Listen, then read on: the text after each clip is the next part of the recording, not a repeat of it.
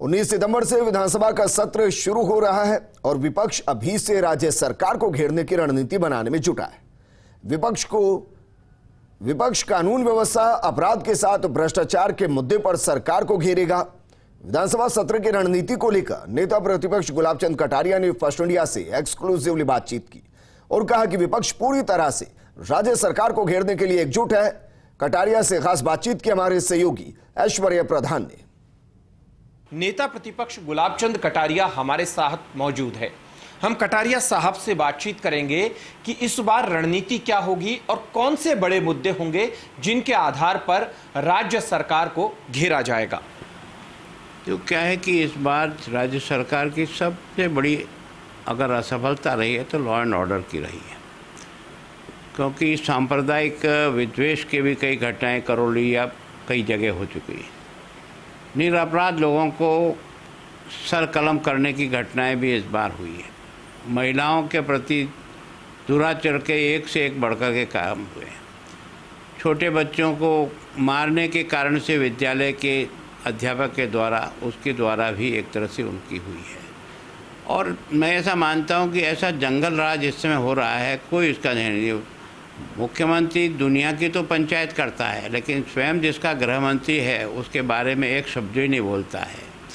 और घटना हो जाने के बाद, मर जाने के बाद, हो जाने के बाद फिर जांच भेजता है या उसकी व्यवस्था करता है। अगर ये पहले ही कर लेता तो इस समझिए तो एक तो लॉ एंड ऑर्डर की सबसे बड़ी समस्या है।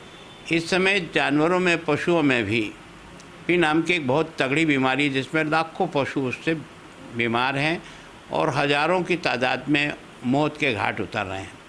सरकार को जो व्यवस्था समय पर करनी थी, 1 महीने से ये चल रहा था।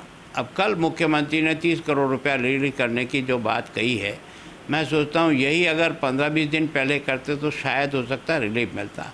और इस बीमारी में केवल आइसोलेशन करना सबसे प्रमुख काम है, ताकि वहाँ जानवर रह भी सही और उसको खाने पीने की व्यवस्था हो।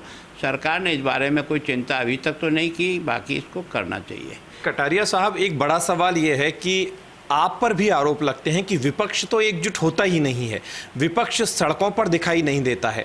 कहा जाता है कि सरकार केंद्र सरकार के खिलाफ लगातार आंदोलन करती है, यहाँ पर विपक्ष जो है वो अपनी भूमिका सही नहीं निभा रहा है, जबकि केंद्र में विपक्ष में कांग्रेस है, वो अपनी भूमिका सही निभा रही है। आप लोगों पर आरोप लगते हैं और आप लोगों की फूट की और गुटबाजी की बात वो कहते हैं, और वो कहते हैं कि उसी का फायदा भविष्य में मिलेगा, पब्लिक भी जानती है। देखो, मैं सोचता हूँ कि मैं अपनी लंबी राजनीतिक अनुभव से कह सकता हूँ कि इस सरकार के और विशेष करके अशोक गहलोत के जब 2 टुकड़ों में बंटने के बाद और 2 खेमे में जाने के बाद जितने आंदोलन बीजेपी ने किए हैं उसका रिकॉर्ड उठा करके देख है ना। मैं सोचता हूँ कि जितने भी आवश्यक होते हैं, लॉ एंड ऑर्डर का भी 4 दिन पहले ही आपने 20 तारीख को आंदोलन देखा। इसके पहले भी हमने सरकार को घेरने के लिए एक बड़ा प्रदर्शन यहाँ पर किया।